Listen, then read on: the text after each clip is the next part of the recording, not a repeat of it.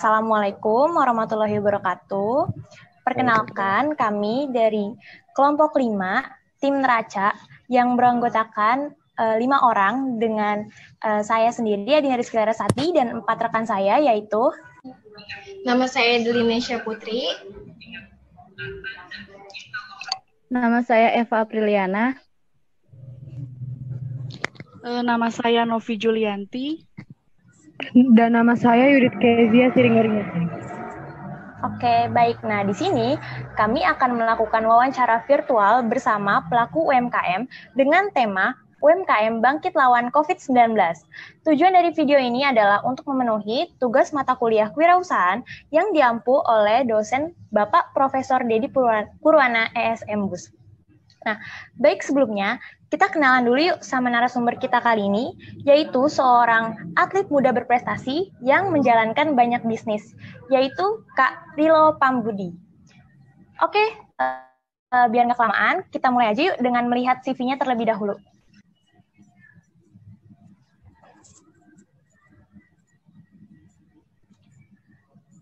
Nah, Kak Rilo Pambudi ini, nama lengkapnya Rilo Pambudi, agamanya Islam, statusnya yaitu sebagai atlet sepak takraw DKI Jakarta. Nah, riwayat pendidikannya, beliau menempuh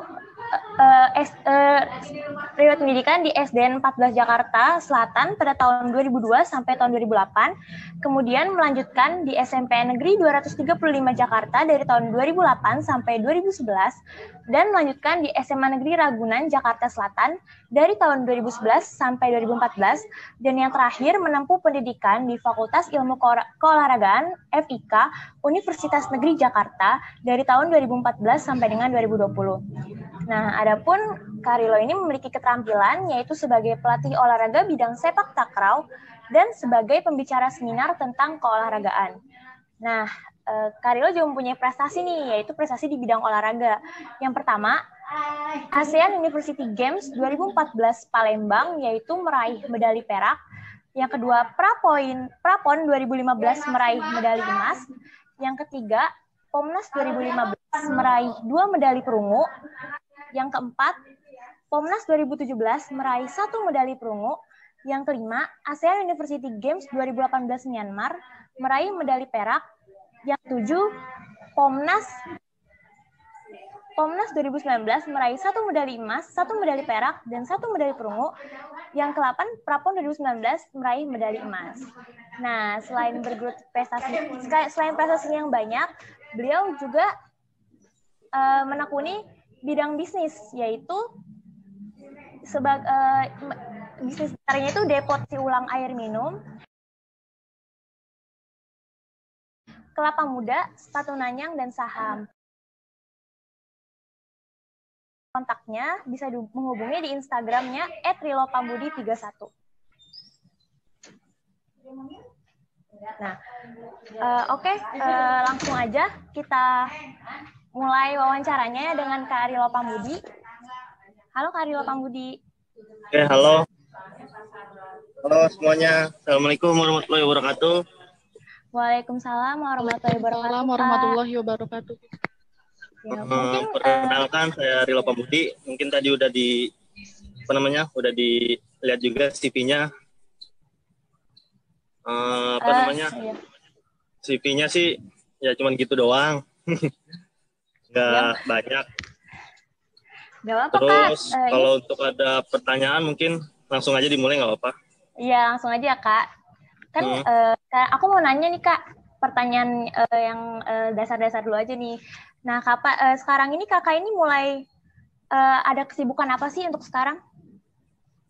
Kalau untuk sekarang sih kesibukannya cuma latihan ya, tapi juga latihannya ada yang dari rumah, ada juga yang latihan gabungan, tapi cuman seminggu 2 kali kalau latihan gabungannya. Jadi lebih banyak waktu kosong gitu. Iya ya Kak, apalagi selama pandemi ini ya Kak, jadi nggak banyak, apalagi kan Kakak menekuni bidang olahraga, jadi nggak banyak latihan di luar juga ya Kak? Iya, benar. Oh ya udah, langsung aja kita lanjut ke pertanyaan yang kedua, yaitu kapan sih Kakak mulai bisnis, dan bisnis apa yang pertama kali Kakak jalankan pada saat itu? Kalau dibilang kapan mulai bisnis, sebenarnya sih Kakak mulai bisnis itu dari kecil. dari kecil tuh kakak suka kayak misalnya main gitu kan, main sama teman, misalnya kayak main gundu gitu kan, main gundu, terus kakak main, hasil yang kakak dapetin kakak jual gitu. Kayak terus main apa lagi, kayak zaman dulu kan banyak tuh permainan kayak main gundu, main gambaran lah, main segala macam. Pokoknya setiap apa yang kakak hasilin, kakak jual lagi ke teman kakak gitu. Itu emang hobi ya, Kak? Hobi sih, kalau dibilang hobi, ya emang nggak tahu karena turunan juga kali mungkin ya. Tapi emang suka sih gitu kan. Kayak ngapain sih kita main tapi nggak ada hasil gitu kan, sayang kan. Jadi ya udah, yang kita dapetin ya kita puter lagi gitu. Oh ya, oke. Oke, baik, lanjut aja nih ke pertanyaan kedua, yaitu mungkin dari teman-teman ada yang mau nanya.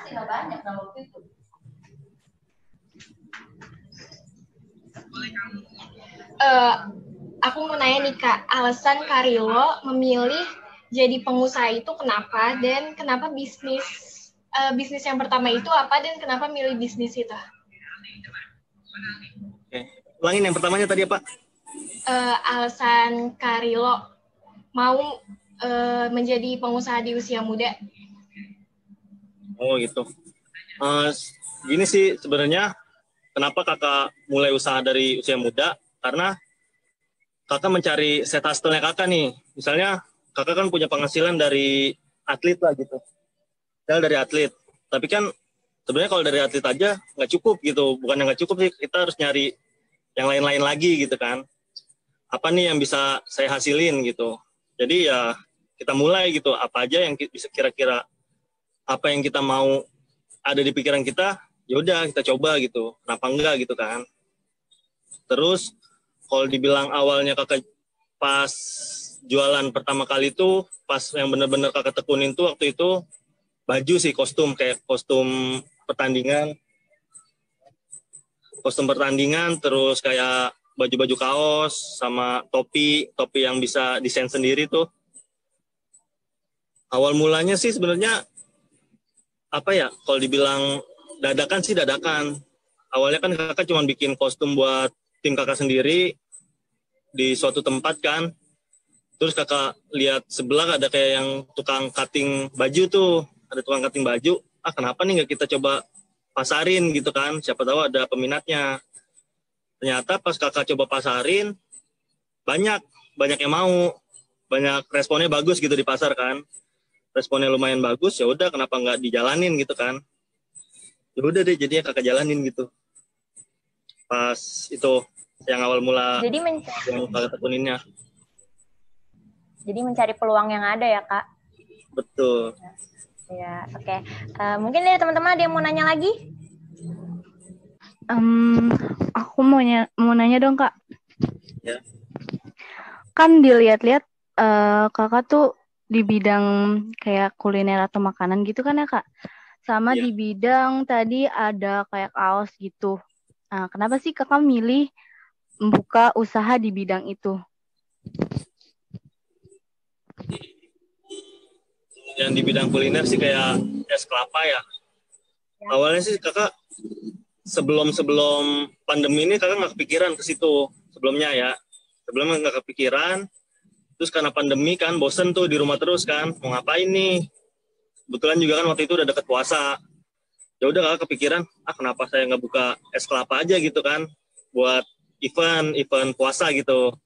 Karena kan selain kakak juga suka, es kelapa itu kakak suka, udah gitu juga kan itu emang kebutuhan masyarakat gitu kalau misalnya di bulan puasa kan biasanya. Ya udah mulai dari situ kakak cari linknya gitu, kayak distributor kelapa yang dekat sini di mana. Kakak langsung survei, besoknya survei, kakak putusin buat jualan di dekat rumah awalnya 1 bulan puasa itu. Nah pas sudah kayak gitu, ternyata kakak lihat kan ya, minuman kelapa kan juga minuman yang sehat gitu kan, minuman yang sehat. Udah kakak udah deh, coba deh gue tekunin deh nih, kayaknya peluangnya bagus gitu. Karena juga kelapa nggak bakalan udah punya penggemar sendiri kan kalau kelapa gitu kan, sama kayak kopi gitu kan.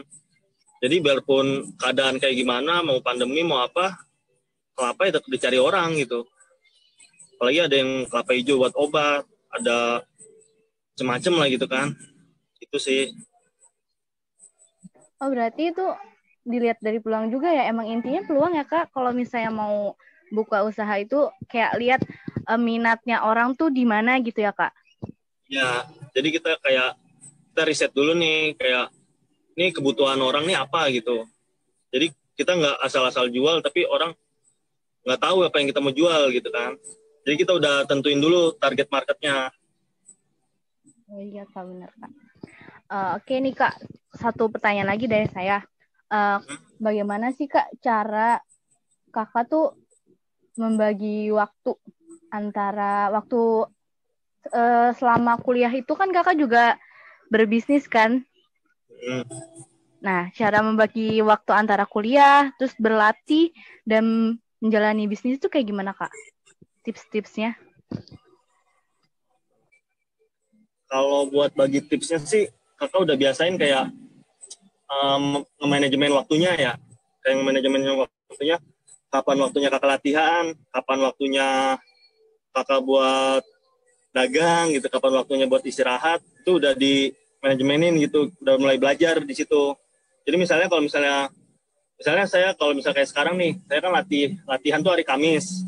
Jadi gimana caranya ketika saya jualan pagi sampai siang, nah siangnya itu ada yang gantiin saya. Jadi waktu istirahatnya saya di tempat latihan juga. Jadi istirahat saya juga nggak keganggu, habis itu juga latihannya juga nggak keganggu gitu. Jangan sampai ketika kita udah mulai satu pekerjaan lain kita tinggalin gitu kan, sayang. Gitu sih. Oke Kak, terima kasih atas jawabannya. Mungkin ada yang mau nanya lagi dari Novi atau Yudit? Iya Kak, saya mau bertanya. Ya, silakan. Kan yang namanya anak muda atau yang udah masuk usia remaja itu melekat banget tuh ya sama istilah kelabilan. Jadi kita tuh mudah ngerasain bosen atau nggak jenuh saat melakukan sesuatu. Nah, Karilo sendiri kan sebagai pemilik usaha gitu atau yang menjalankan usaha, pernah nggak sih merasakan ada di titik jenuh tersebut? Nah, kalau misalkan pernah, hal apa yang kakak lakuin untuk mengatasi hal itu? Kalau ada di titik jenuh sih pasti setiap orang punya ya. Tapi kan balik lagi ke konsistennya kita. Misalnya kita udah mau memulai usaha, berarti kan kita udah nih kalau misalnya gue jenuh, apa nih yang bisa gue lakuin? Misalnya kalau misalnya kakak mulai jenuh, ya udah kakak liburan gitu, mau liburan kemana, ke Curug, apa ke mana gitu. Yang penting kita refresh dulu. Soalnya kan kita juga pas refresh sambil mikirin juga nih, kalau misalnya begini ntar gimana lagi ya gitu kan. Jadi ya kita orang sih beda-beda kayak nanggepin. Kalau misalnya jenuh kan ada orang yang gue udah jenuh nih, udah males, udah nggak mau lagi lah gitu kan. Kadang-kadang ada yang kayak gitu. Tapi kalau kita misalnya bicara bisnis, kita bicara soal konsistensi sih. Kita konsisten kan nih sama bisnis kita, mau keadaan lagi sepi, mau lagi rame. Kadang-kadang kan orang tuh jenuh tuh kalau misalnya lagi sepi kan, aduh sepi nih, besok sepi lagi nggak ya gitu kan. Padahal kalau misalnya kita bilang rezeki sih emang tergantung dikasih Allah ya. Allahnya ngasihnya rezekinya pasti kan udah dikasih rezeki masing-masing gitu. Kita tinggal usaha aja. Kita tinggal konsisten aja usaha pasti rezeki ada aja yang ngasih gitu kan. Itu sih kalau kakak buat ngilangin kejenuhannya. Yang penting kita nggak langsung mutusin buat berhenti gitu aja sih. Iya Kak. Nah, terus selanjutnya kan kita tahu ya udah ada di kondisi COVID-19 ini udah sekitar 5 bulan tuh. Nah, COVID itu kan berdampak banget tuh di berbagai sektor, dari sektor pendidikan gitu kan, perekonomian. Nah, pertanyaan ini kakak kan sebagai yang notabene punya perusahaan gitu yang menjalankan usaha. Apakah COVID-19 tersebut memberikan dampak gitu kepada usaha yang kakak jalani gitu? Kalau misalkan berdampak, apa aja dampak tersebut? Gitu. Bilang terdampak banget sih sebenarnya emang. Kayak misalnya di tempat es kelapa kan di depan depan tempatnya ini kan kayak sekolah musik ya. Kalau misalnya di pas nggak COVID, mereka kan masuk sekolah seperti biasa kan. Tapi kalau sekarang kan mereka online, jadi otomatis yang datang juga berkurang gitu. Udah gitu juga terdampak juga ke kayak tetangga-tetangga kakak, misalnya kayak tetangga tukang mie ayam, tukang soto, itu kan sama juga pengunjungnya mereka berkurang. Otomatis ketika pengunjungnya mereka berkurang, pengunjung kakak juga berkurang. Soalnya kan kakak juga kayak simbiosis mutualisme sih kalau jualan minuman gitu kan. Terus kalau buat yang lain-lain sih rata-rata sih terdampak. Semuanya sih terdampak, kayak jual sepatu takraw juga terdampak karena kan mereka juga banyak yang nggak latihan ya sekarang ya. Jadi sepatunya awet-awet aja gitu. Ya Kak, terima kasih. Terus kalau buat yang air minum, kalau air minum sih dampaknya ke mahasiswa sih sebenarnya. Kalau misalnya kakak kan jualan depot air minum itu di Romangun ya, target marketnya juga ke mahasiswa juga. Jadi ketika pas pandemi kan otomatis mahasiswa juga banyak yang pulang kampung, banyak yang nggak di kosan gitu kan. Jadi ya berkurang sih emang, berkurang dari sisi kuantiti penyaluran distribusi airnya gitu. Jadi agak berkurang. Jadi agak tapi tetap jalan, alhamdulillah. Pendapatan gitu juga, iya. Bener. Di pandemi gini kan gimana cara kita bisa bertahan dulu gitu kan.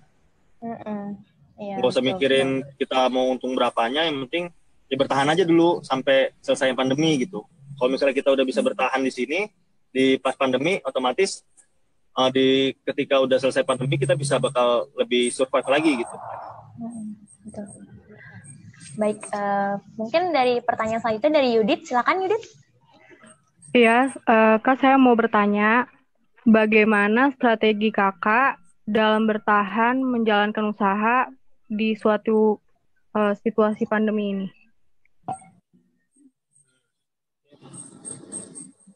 Balik lagi sih ke yang tadi, ketika kita waktu pandemi ini kita bisa survive, kita bisa bertahan, ya udah kita bertahan dulu aja, nggak usah terlalu mikirin keuntungan bakal besar gitu. Yang penting kita ketika usaha kita udah bisa jalan aja itu udah bersyukur gitu, udah bisa. Iya Kak, saya mau bertanya lagi, pesan Kakak buat semua anak muda yang udah atau belum tertarik untuk menjalankan bisnis. Kalau pesan kakak sih, kalau kita mau mulai bisnis, intinya mulai aja dulu. Kita pikirin dulu target market kita siapa, terus setelah target market kita siapa, kita mulai dulu aja. Nggak usah mikirin siapa nih yang bakal pembeli, karena usaha apapun pasti bakal ada pembelinya kok, tenang aja.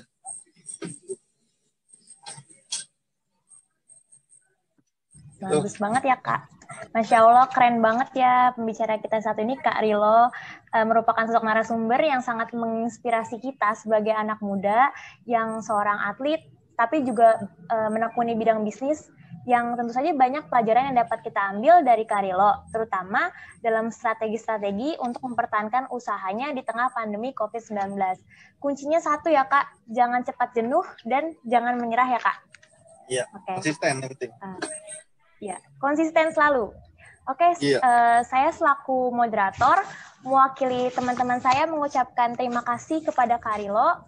Semoga usaha dan karirnya sebagai seorang atlet dapat berjalan lancar dan sukses. Amin. Oh iya, satu lagi nih, pesan dari kakak nih. Apa tuh, Kak?